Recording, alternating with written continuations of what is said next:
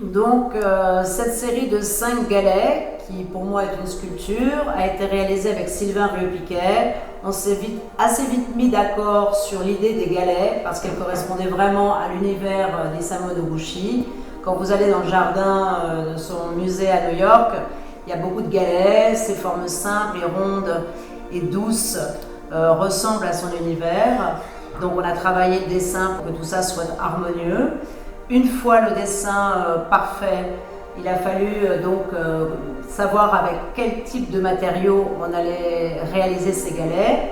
La résine est assez vite arrivée, mais il y avait un gros problème, c'est que la résine se moule. Et moule veut dire un joint. Et donc, je dis aux différents artisans qui me présentent cette solution, je leur dis mais je veux pas de joint. Ils me disent mais Valérie, c'est impossible de ne pas avoir de joint puisque la résine ça se moule. Mais je dis mais oui, mais on est au XXIe siècle et je ne veux pas de joint. Donc voilà, il a fallu vraiment une grosse recherche pour arriver à in fine se dire eh bien on va essayer de la rotomouler. Et on avait acheté une machine de rotomoulage, on a fait plusieurs essais. Après quelques mois, nous y sommes arrivés.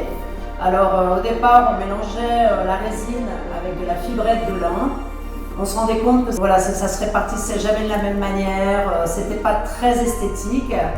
Donc doucement, nous sommes arrivés à nous dire, ce qui serait génial, c'est d'arriver à mélanger à la résine du sable.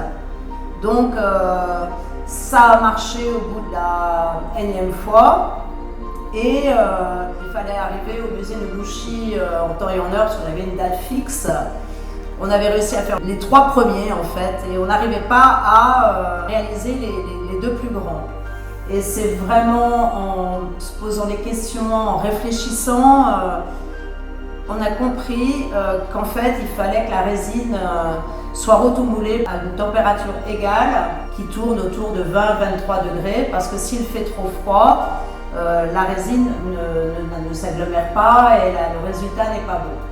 Et donc, quand nous sommes arrivés au musée Noguchi, nous n'avions que les 3 petits, incapables de réaliser les 2 grands.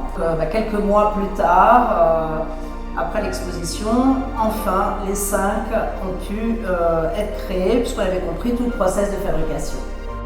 Pour toutes ces raisons, le CNAP, le Centre national des arts plastiques, a acquis cette pièce.